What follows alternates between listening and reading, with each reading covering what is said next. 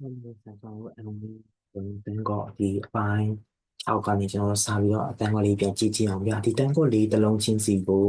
ကျွန်တော်ဘောနော်ဟိုအရင်ဆုံးရှင်းပြဖို့စိတ်ကူထားတယ်ဒါပေမဲ့နည်းနည်းလောက်ပေါ့နော်ဘာလို့လဲဆိုတော့တခြား level တွေကိုလည်းဟိုပါပေါ့နော်နည်းနည်းမျှပြီးတော့လုပ်ပြရဖြစ်တဲ့ကြောင့်တကယ်လို့ညာအနေပါကြံခဲ့လို့ရှိနေပေါ့နော်နားလည်စေချင်ပါတယ်အဲ့ဆိုတော့ကျွန်တော်တို့ကြည့်ကြည့်အောင်ဟိုတနေ့ကကျွန်တော်နီးယခုစမ်းကြည့်မှတယ်ပေါ့ဒီခေါက်နီးယခုစမ်းကြည့်အချင်းကျွန်တော်ကြည့်အောင်ယူလီနာဆိုတာကျတော့မြန်မာလိုကတော့ ဒီမှာကြွေးထားတာအလားလာရှိတော့ပြီးလို့ရှိရင်အကျိုးရှိတော့ဆိုအသေးပဲရပြီးတော့ you ကကြတော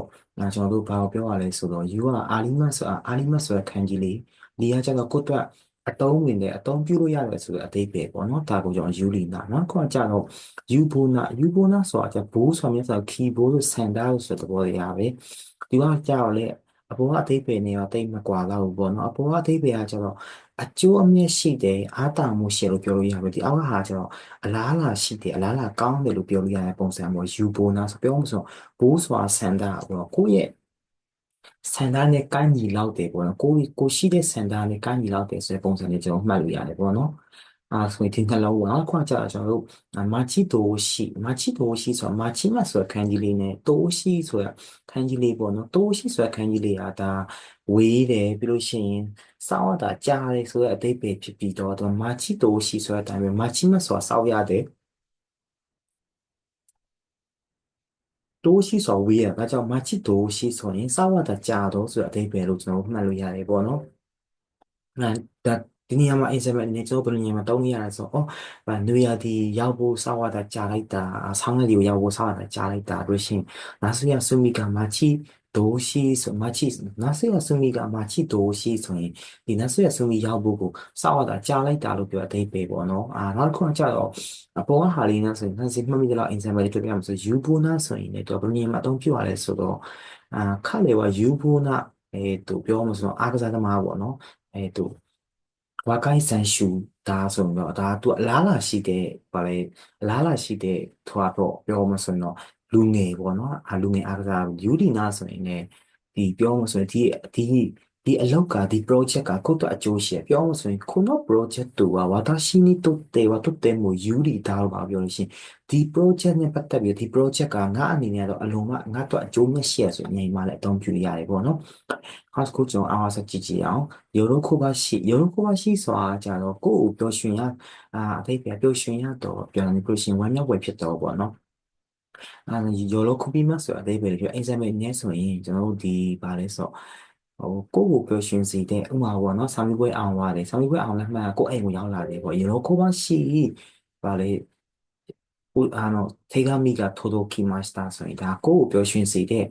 ဆာရွက်လေးကအိမ်ကိုရောက်လာတယ်ဆိုရင်ညမှာတော့ပြုလို့ရတယ်ပေါ့။ကိုယ့်ကနိုဇိုမရှိဆိုတာအဲ့ဒီလိုဖြစ်ဖို့မျှော်လင့်တယ်ဆိုရင်မှာအသုံးပြုပြီးတော့ပြန်ဥပမာပေါ့နော်ကိုကနေ့တိုင်းကိုကျန်းမာရေးအတွက်အစားအစာတွေပဲစားလို့ရှိရင်လည်း balance ဖြစ်တဲ့အစားအသောက်ကိုစားချင်တယ်လို့ကိုယ်အဲ့လိုပြော balance ဖြစ်တဲ့အစားအသောက်ကိုငါစားရဖို့မျှော်လင့်တယ်လို့ပြောချင်လို့ရှိရင်ဒါ balance စွန်းတော့ထိုးလက်တာရှက်ခုကြီးကနိုဇိုမရှိပြောလို့ဆိုတော့ balance ဆိုတတေချာလေးအစားအသောက်ကိုအတီးရွက်တဲ့အသားငါးတွေမျှနေတယ်နော်ဗီတာမင်တွေမျှနေတယ်စားတောက်ကိုစားဖို့ဆန္ဒရှိလို့ပြောချင်တယ်ပေါ့နော်နောက်တစ်ခါကျတော့ဥတကာဝရှိဆိုတာတန်တရားဖွင့်စရာကောင်းတော့သူကပြောလို့ဆိုရင်တော့သူ့ရဲ့ပြောဖို့ဆိုပုံကကျတော့တန်တရားဖြစ်စရာကောင်းတယ်နော်ဆိုရင်ကျွန်တော်တောင်းလို့ရတယ်နောက်တစ်ခါကျလာကန်တကိနာဆိုတာကျတော့အာသူကအမြဲတမ်းပေါ့နော်လာကန်တေခိနာစေကခုတာဒါမှမဟုတ်ခါလေပါအစ်စမိုလာကန်တေခိတာဆိုရင်သူကအမြဲတမ်းပေါ့နော်ဟိုပါပပေါ့ပါနေတတ်တယ်ပျော်ရွှင်တတ်တဲ့ပုံစံပဲဆိုတော့ဒါဌာနုရှိဆိုတဲ့ခန်းကြီးလေးရဲ့ခန်းကိုခက်ခုပေါ့နော်ကြည့်ရှုတယ်ပေါ့ပြောလို့ဆိုရင်ပျော်ပါနေလှည့်လေကြည့်ရှုတယ်ဆိုရင်လည်းဒါပေါ့ပါဖြစ်တာပဲဘလို့ရှိရင်တော့ goose ခုစုခုတိုင်ကြတော့ဒါရားရံလာလို့အဓိပ္ပာယ်ရပြီးတော့သူကကြာပါလဲဆိုတော့ဒီခြေထောက်တွေမှာရားရံလက်တွေမှာရားချင်းကိုက်လို့ရားရံနေရလို့ပါလို့ဆိုရင်လည်းကျုံသုံးရတယ်ပေါ့နော်ဟုတ်ချက်ဓာတ်ကြီးကခန္ဓာကိုယ်စိတ်ခန္ဓာကိုယ်လေးလံနေရထိုင်းမိုင်းနေရပါလို့ဆိုရင်ဓာတ်ကြီးသုံးရတယ်နောက်တစ်ခုကယူဆုနာဆိုတာအစိတ်မချမ်းသာဖြစ်တာ pressure ဖြစ်တာပေါ့နော်ပြောမှဆိုရင်တော့ဒီယူရှုနာဆိုတဲ့ခန်းကြီးလေးက皆さんကြားပဲယူရှုနာပေါ့နော်ယူရှုနာဆိုတဲ့ဗာလဲတော်တယ်ဘာဖြစ်တယ်ညာဖြစ်ရဆိုရင်ဉာဏ်အသုံးပြုပြီးတော့ဒီဥဆုနာဆိုတဲ့ခန်းကြီးလေးကကြာတော့တခုခု ပြောမဆိုတစ်ခုခုကြောင့် pressure ဖြစ်နေဖိအားများနေရဆိုတဲ့အနေအထားတွေမှာတောင်းတဲ့အခန်းကြီးလေးပေါ့နော်ဆိုတော့ you ဥစနာဆိုရင်တော့ဒီအကောင်းဆုံးစူးစမ်းနေရတော့ကိုကတော့အမြဲတမ်း pressure ဖြစ်နေရစိတ်မချမ်းသာဖြစ်နေဆိုပုံစံမျိုးတော့မှတ်လို့ရတယ်ပေါ့နော်နောက်ခုကျွန်တော်အောင်ဆက်ကြည့်မှာဆိုရင်အောင်ခန်းကြီးလေးကကြာတော့ဒီခေါက် King Banda လို့ခေါ်ပြီးတော့ King Banda ဆိုတဲ့ခန်းကြီးလေးကပြည့်တဲ့ပြဝရိယရှိတော့ပေါ့နော် King ဆိုတဲ့ခန်းကြီးလေးကဒါမြတ်ဆန်တို့ကြားဝင်ကြအလုံးလုံးတယ်ဆိုတဲ့နော် King မှုဆိုတော့ဘာလို့ခန်းကြီးလေးဖြစ်ပြီးတော့ Band ဆိုတာ Band Kyo ဆိုတဲ့ခန်းကြီးလေးပေါ့ပြောမှဆိုတော့အလုံးမှာလည်းစာမာရောတေချာလေးစူးစားတယ်ပေါ့နော်ပြောမှဆိုတော့ခါလေကဥမာပေါ့ကိုကចောင်းသားဆိုရင်ခါလေကတုတ်တယ်မို့ King Banda ကစေတာလို့ပြောလို့ရှိရင် तू ကအလုံးကဝရိယရှိတဲ့ចောင်းသားလို့ပြောလို့ရတယ်ပြီးလေးစိမ့်နာလေးစိမ့်နာဆိုတာလေးဆိုတာများဆုံးကြားဝင်ကြနော်ဒါစမေးတိုက်ဆိုတဲ့ခန်းကြီးစိမ့်ဆိုတာじゃရှီဇူကာနာပိတ်စိတ်ဆိုတဲ့ခန်းကြီးလေးဆိုတော့အဲအေးစစ်စစ်နဲ့ပိတ်စိတ်တယ်ဆိုတဲ့ခန်းကြီးလေးပေါင်းတဲ့အခါကျတော့တတိယမြင်ဖြစ်တယ်အေးစစ်ဖြစ်တယ်ဆိုပြီးတော့ကျွန်တော်တို့ပြောရအောင်နောက်တစ်ခုကကျတော့စကားပြောဆိုနေမှာလဲလေးစိမ့်နီဟာနာရှိမရှိုးပေါ့နော်အေးစစ်နဲ့ငါတို့စကားပြောကြရအောင်ဆိုပြီးတော့ example တုံးရတယ်ပေါ့နော်အခုကကျတော့ခံမင်းနာဆိုတာကျတော့သူအဓိပ္ပာယ်ကပါနဲ့တော်ပေါ့နော်ပြောမှဆိုရင်တော့တစ်ဖက်လူရဲ့အဓိပ္ပာယ်အနေထားကိုဆန်းစစ်တတ်တယ်ခံမှန်းတတ်တယ်ပါနဲ့တယ်လို့အဓိပ္ပာယ်ရပြီးတော့ပြောမှဆိုရင်တော့သူကတစ်ဖက်လူကိုကြည့်လိုက်တာနဲ့သူဘယ်လိုမျိုးဆုံးဖြတ်ချက်ချလိုက်ရမလဲဘယ်လိုမျိုးစကားပြောရမလဲဆိုတော့ကောင်းအမှန်ကန်မြင့်မြတ်ဟာနဲ့ဆုံးဖြတ်နိုင်တယ်ပေါ့ဆိုရင်မှာခံမင်းနာကိုတုံးနေပေါ့နော်ခံမင်းနာအဓိပ္ပာယ်ကပါနဲ့တော်နောက်တစ်ခုကကျတော့ကျွန်တော်တို့ဗာလဲဆိုဩဝါနာဆိုတဲ့ဒီခန်းကြီးလေးကဩဆိုတာအာတာကကြီးနွေးထွေးတယ်ဆိုတဲ့ခန်းကြီးလေးဖြစ်ပြီးတော့ဝါဆိုတာကျတော့လေးဝါဆိုတဲ့အေးချမ်းတယ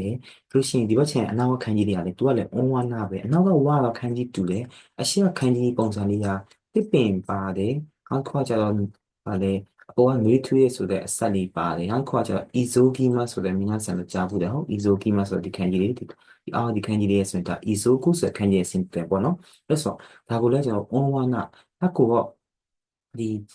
ီအလင်းစလူဖြစ်တဲ့ဟာကိုအေးချမ်းတာနဲ့ပေါင်းလိုက်တယ်နှွေးထွေးနေတဲ့ဟာကိုအေးချမ်းတာနဲ့ပေါင်းလိုက်လို့ရှိရင်ဩဝါဒအငြင်းတာတယ်အေးချမ်းတယ်ပြောရမှာဆိုရင်တော့စ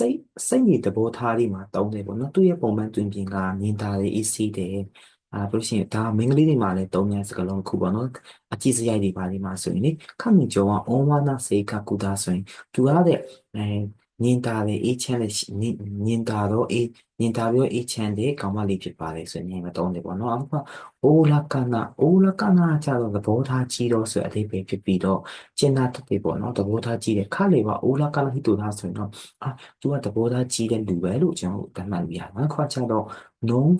နုံခိနာဆိုတဲ့ခန်းကြီးလေးကဒီနုံဆိုတာကျတော့ဘယ်နေမှာအသုံးပြုရလဲဆိုတော့အေးဆေးလုံးတဲ့အနေထားပေါ့နော်ပြောလို့ဆိုရင်လုံးဝကို88 79တဲ့အနေထားခိဆိုတာခီမိုချီဆိုတဲ့ခန်းကြီးဒီလုံးဝစိတ်ခံစားချက်ကလုံးဝကိုအေးဆေးဖြစ်တဲ့အေးဆေးဖြစ်လွန်းတယ်ပေါ့နော်ပြောလို့ဆိုဒီနေရာမှာကျွန်တော်က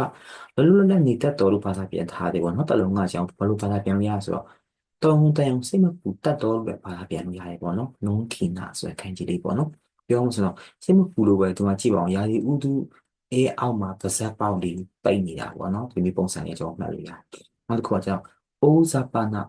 နာဆိုတာကျတော့ပြောလို့ဆိုတော့အကြီးလူဆိုရင်တော့အကြီးစရိုက်ကအသေးစိတ်မကြဘူးပြောသိခိတူနာပေါ့နော်လုံးဝ